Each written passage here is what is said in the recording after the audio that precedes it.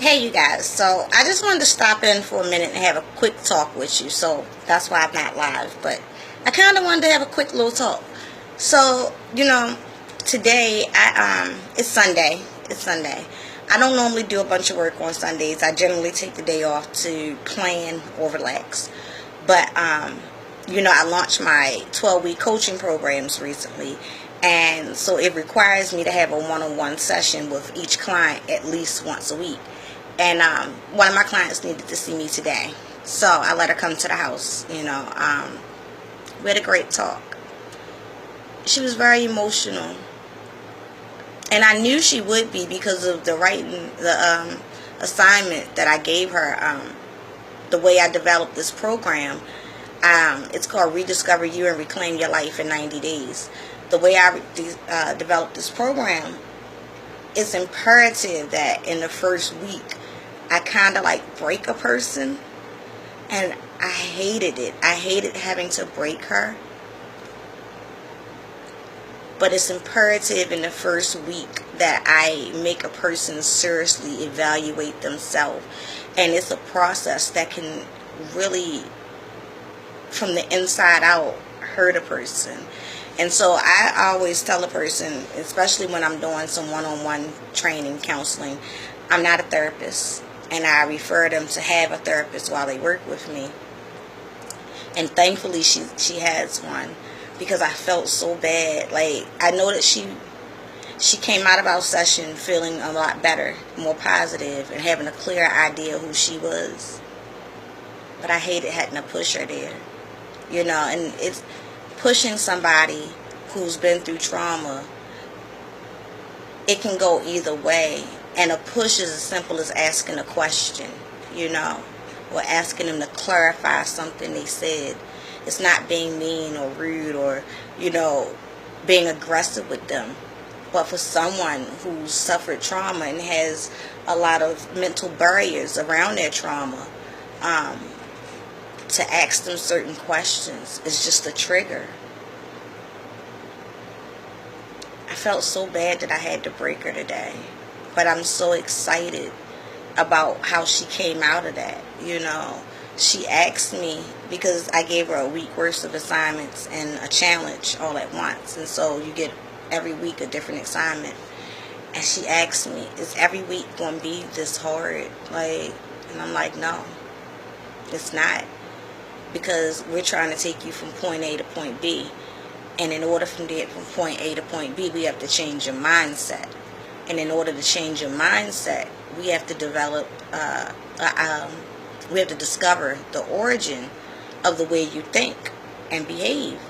And so we got to do that deep work. We got to get up inside. We got to ask the real tough, hard questions that nobody wants to sit down and ask themselves. Because a lot of times we think that there are outside influences that are holding us back or keeping us from having what we deserve or want in life. Quite often it's really ourselves. It's the fact that we fear something, or we've been through something and now we're stuck mentally. We have our own idea about how it's going to play out already, or how things are, and so we don't take a step. I have a 60-year-old friend who constantly says to me, well, ain't nothing changed all this time, ain't nothing going to change now. And I pity him. I feel sorry for him. Why? Because I know the power of change. I know that the one consistent thing is life is change. So to say, hey, my life is fucked up and it's been fucked up and it's going to always be fucked up, that's you saying, I'm not going to do anything to change my life. I'm not going to make the steps I need to make. And so to see someone willing to do that deep inner work, and to say, I know that this is going to suck and it hurts and I don't want to have these discussions, but I need to have these discussions. It's kind of nice to be the person that can help lead a person on a journey of self-discovery. It's hard though. I'm not a counselor. I'm not a therapist. Sometimes I really worry that I'm going to ask a question that pushes somebody over the edge. I try to be really gentle with people, especially when talking to people who have suffered trauma. I think this Rediscover You and Reclaim Your Life program I developed, it's going to really help people. I just hated to see her cry like that. But she came out of it in a much more positive place. But I hated to break her. But I see her strength. I see the strength inside of her.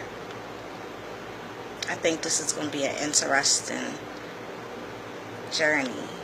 I'm really looking forward to taking it with her. Like, my one-on-one clients give me so much life. Like, they don't know. Anyway, I didn't want anything.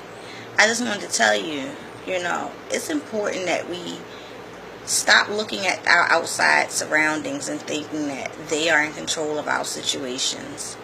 If something happened to you in the past, it's there. It's in the past. And I am not one trying to tell you to get over it or to let it go or anything like that.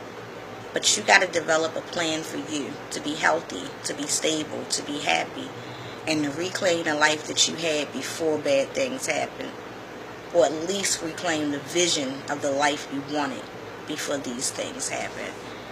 It's never too late to start over. It's never too late to have the things you want in life. And it's never too late to learn to love yourself. Remember that. Alright, holla at your girl.